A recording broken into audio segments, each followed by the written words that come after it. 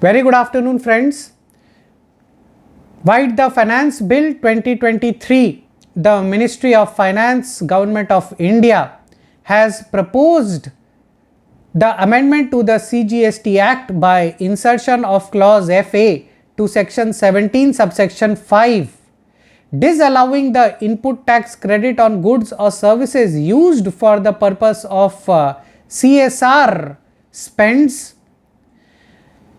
After this amendment is proposed, there are various questions in the minds of trade and industry, whether this amendment is prospective or retrospective, what would be the impact on income tax on this amendment, and so on and so forth.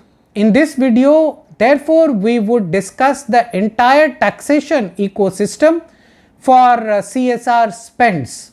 Let us start from 2014, where Vide Finance Act 2014 with effect from 1/4/2015, the CSR spends was disallowed under section 37 subsection 1 of the Income Tax Act by inserting an explanation 2 to section 37 subsection 1. Mind that before the implementation of Finance Act 2014, all the courts had ruled that the spends on corporate social responsibility related expenditure should be allowed as a business expenditure under 37(1). However, from 1/4/2015, the specific disallowance was made by explanation 2 to section 37(1). And thereafter, the CSR expenditure was disallowed as a deduction under 37(1). However, from 30 to 36, it keeps on being allowed. So, in case if you spend something on your repair of a building and if it comes within the four falls of the CSR expenditure under section 135 of the Companies Act, then it continues to be allowed as a deduction under section 30 to 36 of the Income Tax Act. Another question which arose is whether the CSR expenditure incurred by a taxpayer or assessee, while a donation provided to a trust which subsequently spends that money and provides a 80G certificate. So, for that corporate who is claiming this expenditure as a CSR spend, is the deduction under section 80G of the Income Tax Act allowed or not allowed? Well, the department's argument is that 80G is a voluntary donation, but CSR is a compulsory spend. And as provided in the memorandum to the Finance Act 2014, it was provided that the government's intention is not to subsidize the CSR expenditure, and in case a deduction under 80G is offered for CSR spend, it would tantamount to subsidizing the CSR expenditure.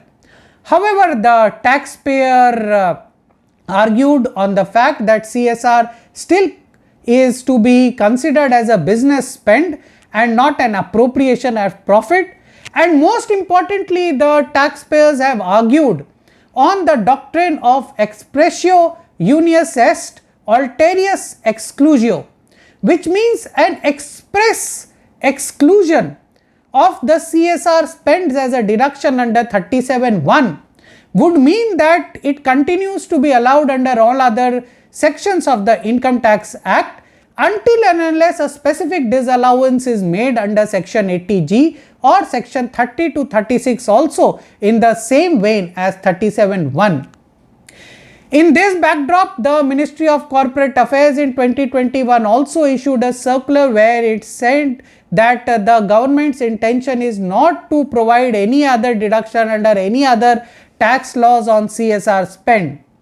And in this taxation ecosystem, where the GST department was also arguing that CSR spends would not be eligible spends for taking input tax credit on the goods or services used for CSR spends under section 17(5)(h).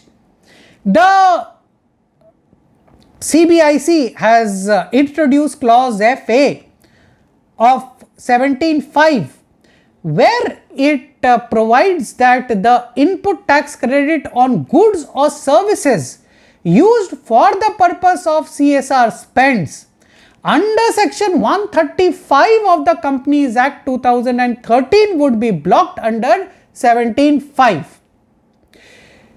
Our legal submissions on the implications are, as per the Finance Bill 2023, this amendment is not retrospective, it is prospective, and therefore CSR spends input tax credit should be blocked from the day on which 17(5)(fa) is notified.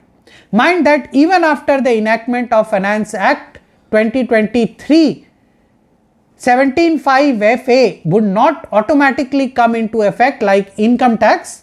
It would need to be ratified by more than 50% of the state legislatures also. Before that, any CSR spends would be eligible to input tax credit is our legal submission.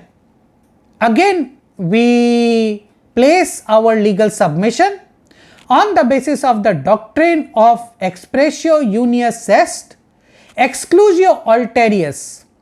Since the input tax credit on CSR under 135 of the Companies Act is expressly denied under 17(5)(fa), therefore it would continue to be allowed before the notification of such clause to 17(5). Again, another question is that in case a company as a taxpayer or any other taxpayer spends on CSR activities more than what is required under 135 of the Companies Act, or for taxpayers who are not required to spend at all under 135 of the Companies Act, would the CSR spends be eligible as far as availment of input tax credit on goods or services is concerned?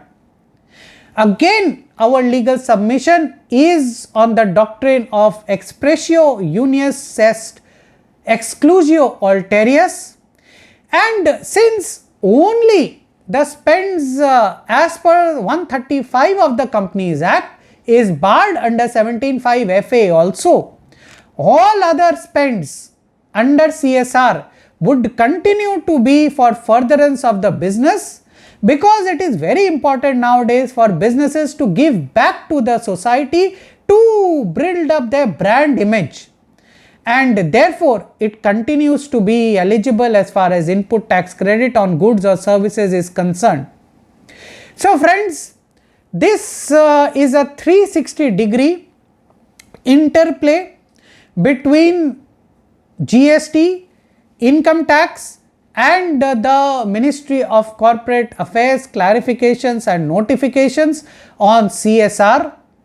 We hope that we have been able to clarify many doubts of trade and industry. Please do like, share and subscribe to this channel, and share this video for maximum dissemination of knowledge. Stay tuned. Thank you very much.